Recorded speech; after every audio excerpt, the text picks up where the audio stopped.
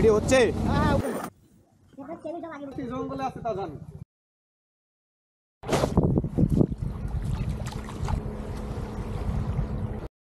বাংলাদেশের দক্ষিণে বঙ্গোপসাগরের কোলে লুকিয়ে আছে এক অপূর্ব সবুজ ভূমিখণ্ড, চর কুকরিমুকরি।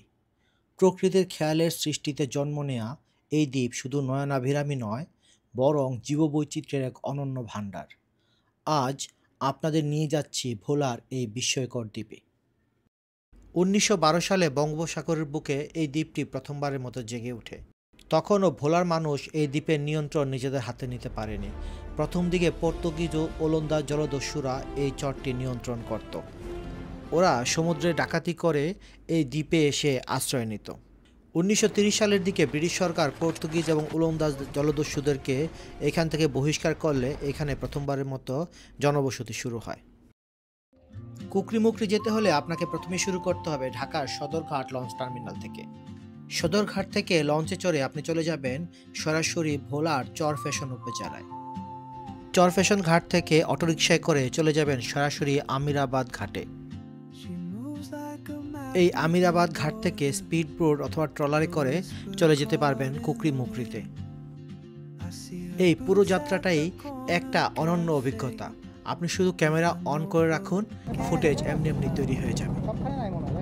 একটা কথা বলে রাখি, চর কুকরিমুকরিতে ভ্রমণ করার জন্য নভেম্বর থেকে ফেব্রুয়ারি অর্থাৎ শীতের সময়টাই শ্রেষ্ঠ সময়, কারণ চর কুকরিমুকরি কিন্তু সমুদ্রের বেশ ভিতরে অবস্থিত একটা দ্বীপ। বর্ষায় এত ছোট ট্রলার অথবা স্পিডবোট দিয়ে চর কুকরিমুকরিতে যাওয়া বেশ অনিরাপদ। তাছাড়া বর্ষার সময় চর কুকরিমুকরির একটা বিশাল অংশ পানিতে তলিয়ে থাকে, কারণ চর কুকরিমুকরি কিন্তু একটা ম্যানগ্রোভ ফরেস্ট। আমিরাবাদ থেকে চর কুকরিমুকরিতে পৌঁছাতে আপনার 2 থেকে 2.5 ঘন্টা সময় লাগবে। প্রথমে নদী, পরবর্তীতে সমুদ্রের তীর ঘেঁষে বেশ একটু জার্নি আপনাকে করতে হবে। তবে এই সময়টাও বেশ উপভোগ্য, কারণ এক পাশে উন্মুক্ত সমুদ্র, আরেক পাশে ম্যানগ্রোভ ফরেস্ট দেখতে দেখতে আপনি কুকরিমুকরির দিকে এগিয়ে যাবেন। শীতের শান্ত সমুদ্রের মাঝেও মাঝে মাঝে যখন মাছ ধরার নৌকাগুলো অতিক্রম করে যায়, তখন যে ঢেউ তৈরি হয় সেটা থেকেই অনুধাবন করা যায় যে বর্ষার প্রচণ্ড ঢেউয়ের সময় এই ট্রলারগুলোর অবস্থা কীরকম থাকে। আমরা কুকরিমুকরি দ্বীপে চলে এসেছি। এই দ্বীপের নামকরণের একটা মজার ইতিহাস আছে। কুকরি শব্দের অর্থ কুকুর এবং মুকরি মানে হচ্ছে ইঁদুর। একটা সময় এই দ্বীপে প্রচুর কুকুর এবং ইঁদুর ছিল, তাই এর নামকরণ করা হয়েছে কুকরিমুকরি।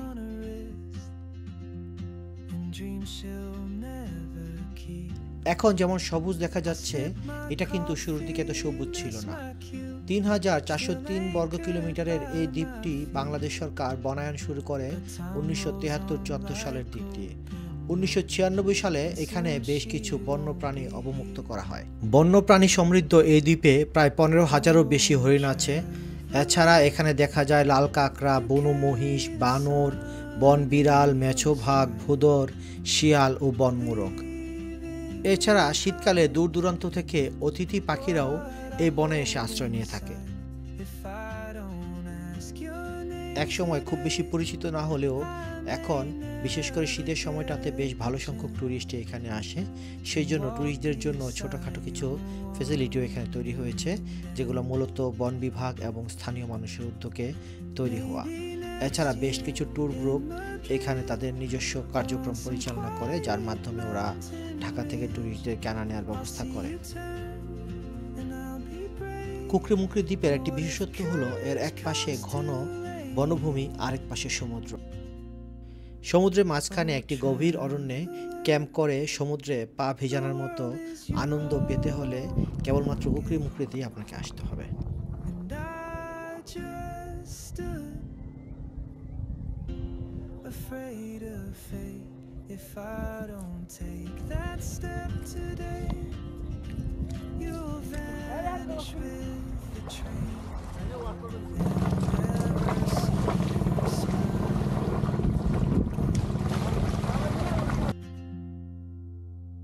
অলস বিকালে হ্যামকে দোল খাওয়া অথবা বনে ঘুরে বেড়ানো, প্রকৃতির কাছাকাছি এমন নিবিড় কিছু সময় পার করতে হলে আপনাকে এরকম একটা নিবিড় অরণ্যে কিছুদিনের জন্য হারিয়ে যেতে হবে।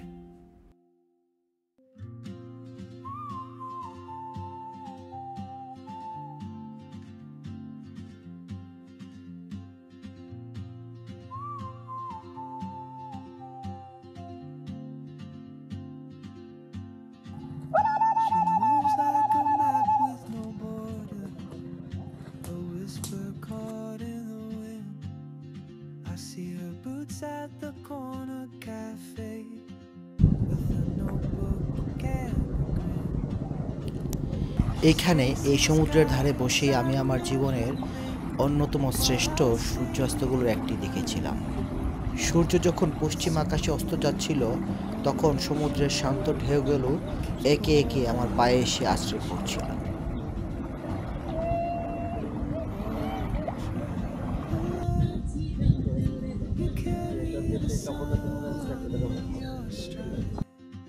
রাতে ক্যাম্পফায়ার এবং স্থানীয়দের সহযোগিতায় বারবিকিউ পার্টিটা ছিল অসাধারণ। what I hold inside if I don't ask your name today.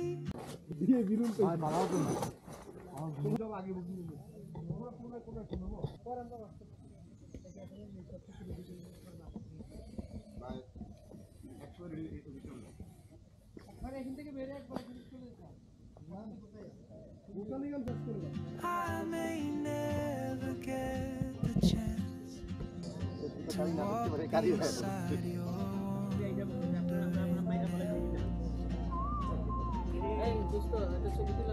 অবশ্যই অবশ্যই, 1 মিনিট আপনারা বসেন।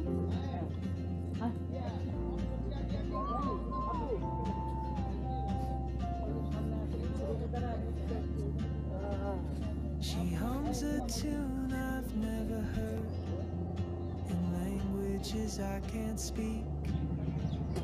She writes down cities on her wrist and dreams she'll never keep. I sip my coffee, miss my cue, still anchored by my feet. But time rolls on like open roads, and soon she won't be here.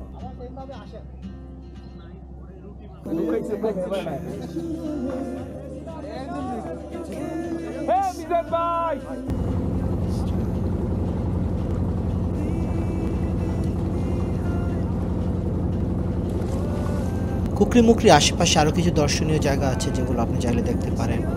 এর মধ্যে একটা অন্যতম হচ্ছে তারুয়ার দ্বীপ।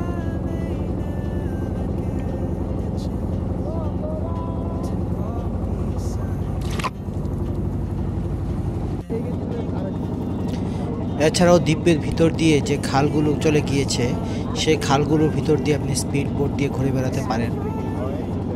তবে আমি এত ঘোরাঘুরি না করে সমুদ্রের পাড়ে বসে থেকে সময় কাটানোটাই বেশি উপভোগ্য বলে মনে করেছিলাম। তো আজকের মতো এই পর্যন্তই। যদি আমার চ্যানেলের ভিডিও রেগুলার দেখতে চান তাহলে সাবস্ক্রাইব করে রাখতে পারেন।